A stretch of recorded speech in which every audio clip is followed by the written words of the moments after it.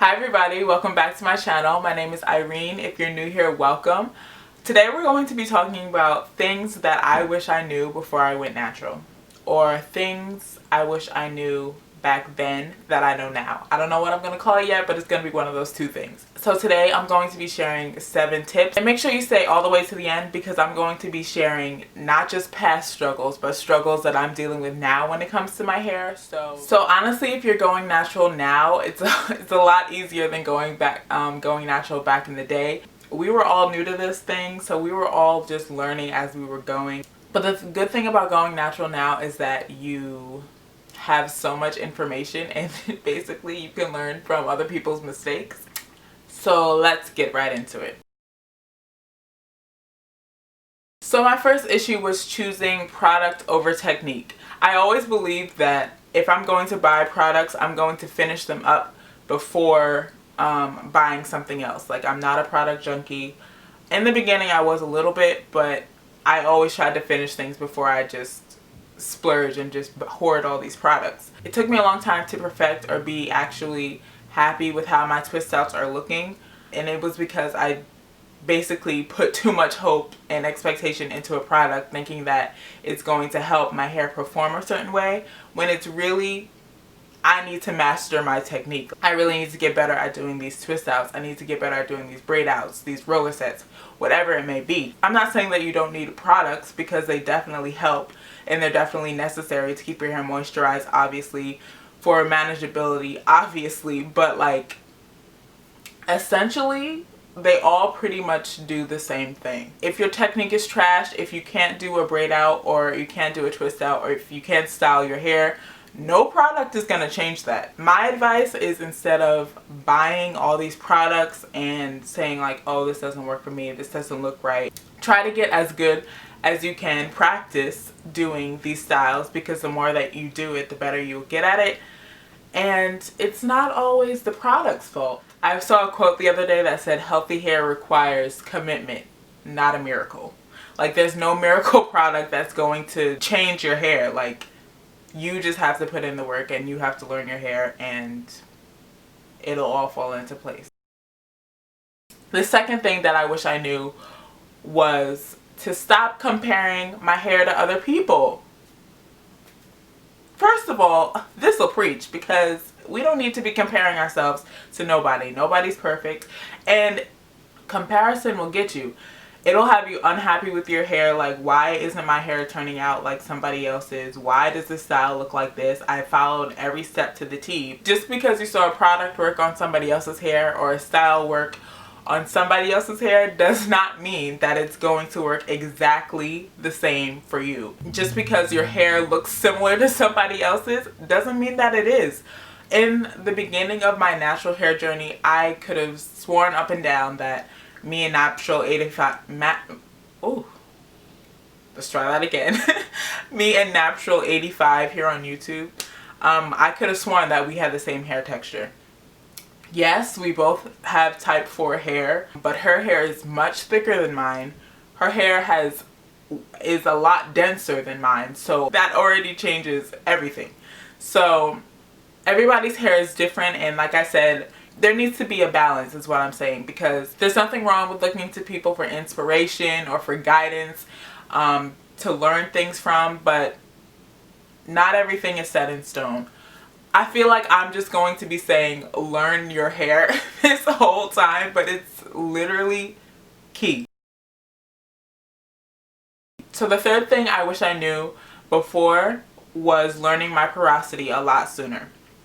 Knowing your porosity is a game changer, let me tell you. If you don't know, I have high porosity hair. I made a whole video about hair porosity. Make sure you check that out if you have no idea what that is. That'll definitely be helpful to you, so I'll link that down in the description bar. But for the longest time, I did not know what my porosity was, so I was using products that didn't keep my hair moisturized for long enough. I had to moisturize a lot sooner because my hair wasn't retaining. I wasn't sealing products in properly. So knowing your porosity is a game changer, because it'll help you choose the right products for your hair, and it will help you keep your hair balanced. Child, the fourth thing was not trimming my hair regularly. regularly in quotation marks. Why couldn't somebody just tell me, like, girl, just let them inches go. Just let it go, because there's really no sense of holding on to them, because if you hold on to split ends and single strand knots, they're just going to travel up your hair and then cause breakage anyway. So you might as well trim your hair. I always say now, I always choose health over length. I don't care. I'm going to try my best to keep my hair healthy, and if that means that I have to trim off a couple inches so that my hair looks right, then that's what I'm going to do. I put regularly in quotes because I feel like it's different for everybody. I try to check my ends like every 6 months. I feel like around 5 or 6 months, that's when my hair usually needs a trim. Honestly, I like going to professional, but the way COVID is set up right now, she playing.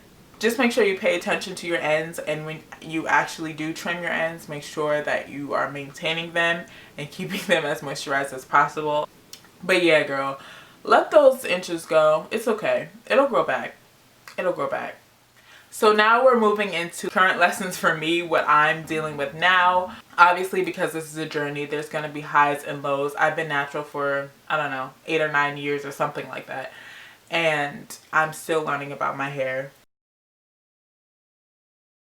So the fourth thing I wish I knew a lot sooner was, for the longest time, I would not stretch my hair. Like, I would automatically just go into styling. I could not figure out why I had so many single strand knots, so many split ends, especially the knots, because they would drive me nuts. Like, why is this happening to my hair? Not knowing that because our hair is kinky and curly and coily and it wants to just curl up on itself and create knots, me not stretching my hair wasn't helping the situation. And some people can get away with styling their hair while it's wet and like in that curly state, but I have to stretch my hair first. And the reason why I do it is to limit the amount of knots that could create at my ends, and it gives me more length anyway, which is always a plus because shrinkage be real. So I wish I knew that a whole lot sooner, but you know, you live and you learn. And that brings me to my next point. We hear it all the time. Oh, heat is damaging. Use heat in moderation. And I knew this. We've heard it since day one. I was never the type of person like, I'm never going to use heat on my hair because I'm scared of heat damage.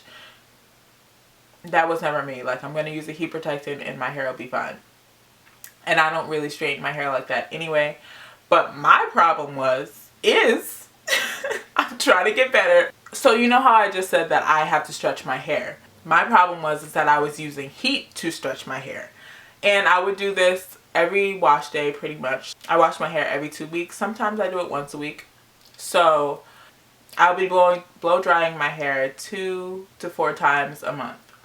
And at first it doesn't seem like a lot, but because my hair is not the thickest, and it may look it, but it's not, and my hair is not that dense. So I was just setting myself up for failure. I thought I would be okay because I was using the tension method. I was using low heat, but I guess the frequency of using the heat, and I have high porosity hair as well. So all these things combined just left me with see-through ends. Like, I'll just insert a picture. So when I blow out my hair, I don't like that I can see through it at the ends. I don't know. I don't like that. And it's just making me want to cut it off. I mean, not all at once. Don't get crazy. So yeah, that was my thought process. Like, oh, it's not direct heat. It'll be fine. It wasn't. Now I have to figure out a new way to stretch my hair. I've made a video on it before. Like, you can use plaits to stretch your hair. You can use rollers to stretch your hair. You can twist it up, use Bantu knots. I kind of like using Bantu knots to stretch my hair, but I cannot use heat as much as I am doing right now. Like, it's not working. I see the damage that it's doing to my hair, and I have to learn and grow, learn and grow. If you made it this far, kudos to you. Thank you for watching this far. This is my last tip, and then I'll leave you guys alone. My last one is over manipulation. I struggle with this because it doesn't even help that I'm a natural hair content creator. My hands are pretty much always in my hair, and I try to be good about it. Once I get my ends together, I'm gonna go on a journey of just like low manipulation styles, because I find that when I style my hair in low manipulation styles, that's when my hair flourishes the most. That's when I see the most length retention and the most growth, and my hair is just happier in these states. So just nothing stressful on the hair, nothing that's gonna require me to do my hair every single day or just retwist it every single day. You know, I just want to leave my hair alone at this point. I am having fun trying new styles. That's another problem. I get sick of styles really easily. I like to switch it up, but I feel like it comes at a cost. Like, you have to do everything in moderation. So if I want my hair to retain length and just be healthy overall, then I'm going to have to go back to my low manipulation styles. If you're like me, I understand. You like to switch it up. I get it. But just leave your hair alone. Find your regimen. Find a style that you know that your hair just is happiest in, and just stick to those. So that is all I have to say today. Thank you guys so much for staying to the end. If you have any tips on things that you wish you knew a lot sooner, please leave them in the comment section. Let's have a conversation below. I would love to read them. And as always, thank you guys so much for watching, and I'll see you in my next video. Bye!